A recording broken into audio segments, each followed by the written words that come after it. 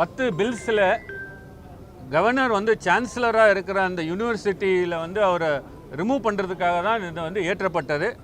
இந்த பில்ஸ் வந்து இனி தீர்ப்பின் பிரகாரம் கவர்னர் வந்து deemed to have granted assent அப்படின்னு சொல்லி உச்சநீதிமன்றமே ஒரு தீர்ப்பு கொடுத்ததால் இன்றிலிருந்து அவர் அந்த பதவியிலிருந்து விடுவிக்கப்பட்டுள்ளார். நீங்கள் அந்த பில்ஸில் வந்து யாரை குறிப்பிட்டிருக்காங்களோ, தமிழ்நாடு அரசு நாமினேட் பண்ணுறாங்களோ அவங்க தான் இந்த சான்சலராக இருப்பாங்க. இன்னைய தேதியில் இன்றைக்கி வந்து அது அட்டார்னி ஜெனரலே நீதிமன்றத்தில் சொன்னார். ஆனால் வந்து தீர்ப்பு பகரப்பட்டுள்ளது. இதுமேல் வந்து நடவடிக்கை வந்து அவங்க என்ன போட்டாலும் பெட்டிஷன் போட்டாலும் அதை எதிர்த்து நாங்கள் வாதாடுவோம். What about the NEET exemption bills? What does the court say on bills that are readopted and sent to the... இல்லை, அந்த நீட்டுக்கும் இதுக்கும் சம்மந்தம் இல்லைங்க. அந்த மாதிரி மீண்டும் இந்த வழக்கில் ஒரு கவர்னர் சட்டத்திற்கு எதிராக வந்து இல்லை ஒரு அமைச்சரையுடைய அட்வைஸ்க்கு எதிராக அவர் வந்து ஒப்புதல் வந்து நிறுத்தி வைத்தால் அவருக்கு 3 வழிதான் உள்ளது.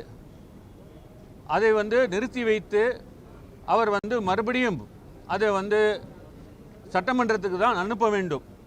ஒன்று அவர் வந்து பில்லை பாஸ் பண்ணலாம், இல்லை அந்த பில்லை வந்து ஜனாதிபதிக்கு அனுப்பி வைக்கலாம். 3வது வந்து அவர் வித்தல்டுன்னும் போது அது ஆட்டோமேட்டிக்காக வந்து சட்டசபைக்கு வந்துவிடும்.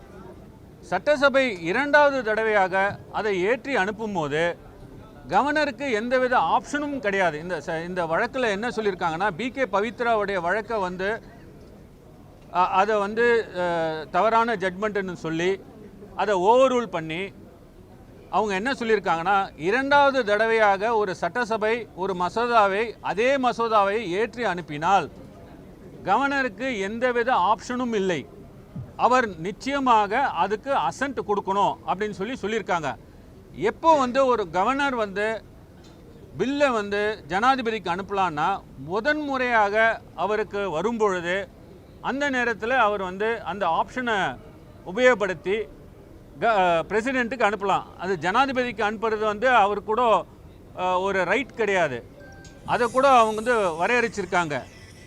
இந்த ஒரு சூழ்நிலையில் நீங்கள் வந்து கவர்னருக்கு ஜனாதிபதிக்கு அனுப்பலான்னு சொல்லியிருக்காங்க. எந்த சூழ்நிலையிலனா, ஜனாதிபதி வந்து ஒப்புதல் கொடுக்கக்கூடிய மசோதாக்கள், அது போன்ற மசோதாக்கள் ஃபண்டமெண்டல் ரைட்ஸ் எஃபெக்ட் ஆகிற ஒரு மசோதாக்கள், அந்த மாதிரி தான் நீங்கள் வந்து ஜனாதிபதிக்கு அனுப்புவோம்.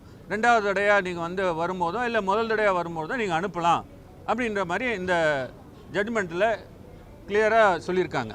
அந்த டெஃபினிஷனில் வராது இல்லையா சார் நம்ம NEET exemption bill? NEET exemption bill வந்து ஒரு ஜனாதிபதி வந்து அவங்க வந்து வித்தல் பண்ணி அதற்கு வந்து ஒப்புதல் அளிக்காததுனால இந்த ஜட்ஜ்மெண்ட் பிரகாரம் அதை நீதிமன்றத்தில் சேலஞ்ச் பண்ணலாம் அப்படின்னு சொல்லி அந்த நீட்டு சம்மந்தமாக சொல்லலைனாலும் இவங்க லே பண்ணியிருக்க அந்த ரூலிங்ஸ் பிரகாரம் பார்த்தீங்கன்னா அந்த நீட் மசோதா ஜனாதிபதி ஒப்புதல் அளிக்காமல் நிறுத்தி வைத்ததை கூட நீதிமன்றத்துக்கு எடுத்து செல்லலாம் அப்படின்னு சொல்லி இன்றைக்கி ஜட்ஜ்மெண்ட்டில் தெளிவாக ஒரு லா லே டவுன் பண்ணியிருக்காங்க.